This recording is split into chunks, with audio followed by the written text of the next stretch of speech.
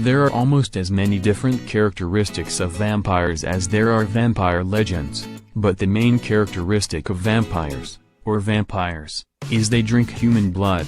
They typically drain their victims' blood using their sharp fangs, killing them and turning them into vampires. In general, vampires hunt at night since sunlight weakens their powers. Some may have the ability to morph into a bat or a wolf. Vampires have super strength and often have a hypnotic, sensual effect on their victims. They can't see their image in a mirror and cast no shadows. Are vampires real? Vampire superstition thrived in the Middle Ages, especially as the plague decimated entire towns. The disease often left behind bleeding mouth lesions on its victims, which to the uneducated was a sure sign of vampirism. It wasn't uncommon for anyone with an unfamiliar physical or emotional illness to be labeled a vampire. Many researchers have pointed to porphyria, a blood disorder that can cause severe blisters on skin that's exposed to sunlight, as a disease that may have been linked to the vampire legend. Some symptoms of porphyria can be temporarily relieved by ingesting blood. Other diseases blamed for promoting the vampire myth include rabies or goiter. When a suspected vampire died, their bodies were often disinterred to search for signs of vampirism. In some cases, a stake was thrust through the corpse's heart to make sure they stayed dead. Other accounts describe the decapitation and burning of the corpses of suspected vampires well into the 19th century. Real vampires. Although modern science has silenced the vampire fears of the past, people who call themselves vampires do exist. They're normal-seeming people who drink small amounts of blood in an effort to stay healthy. Communities of self-identified vampires can be found on the internet and in cities and towns around the world.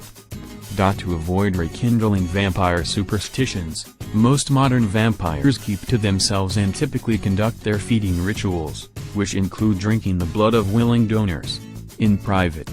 Some vampires don't ingest human blood but claim to feed off the energy of others. Many state that if they don't feed regularly, they become agitated or depressed. Tales of supernatural beings consuming the blood or flesh of the living have been found in nearly every culture around the world for many centuries. The term vampire did not exist in ancient times. Blood drinking and similar activities were attributed to demons or spirits who would eat flesh and drink blood. Even the devil was considered synonymous with a vampire. Many cultures have long believed in the extraordinary powers of garlic. From ancient Egypt to Romania, garlic has been used as a natural insect repellent, a natural antibiotic, and as protection against other preternatural evils. Modern belief in garlic's curative powers against vampires likely comes from these more ancient beliefs. In 1892, 19-year-old Mercy Brown of Exeter died of tuberculosis, then known as consumption. Her mother and sister were already dead, and her brother Edwin was sick. Concerned neighbors worried that one of the recently deceased Brown women might be harming Edwin from the grave. When they opened Mercy Brown's grave, they found blood in her mouth and her heart and took this to be a sign of vampirism. Though they didn't call it that, the neighbors burned Mercy's heart and mixed the ashes into a potion for Edwin to drink, a common anti-vampire tactic. The potion was meant to heal him. Instead, he died a few months later.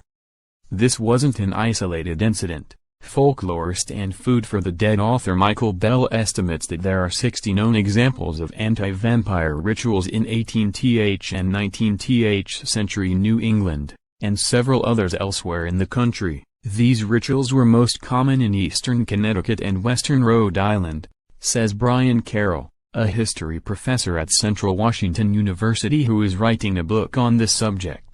Carroll believes these anti-vampire rituals were introduced as a medical procedure at the time of the American Revolution by German doctors who worked for the Hessian forces. Because of this, he thinks the New England vampires were based on the German Noxerer.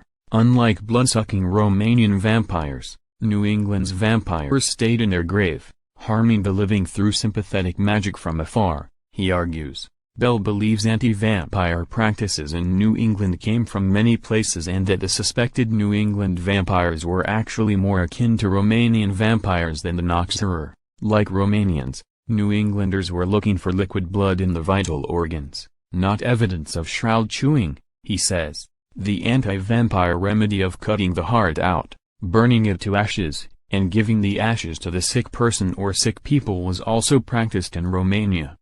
Whatever the source of these beliefs in New England, they were driven by the same social concerns as those before them, a fear of disease and a desire to contain it.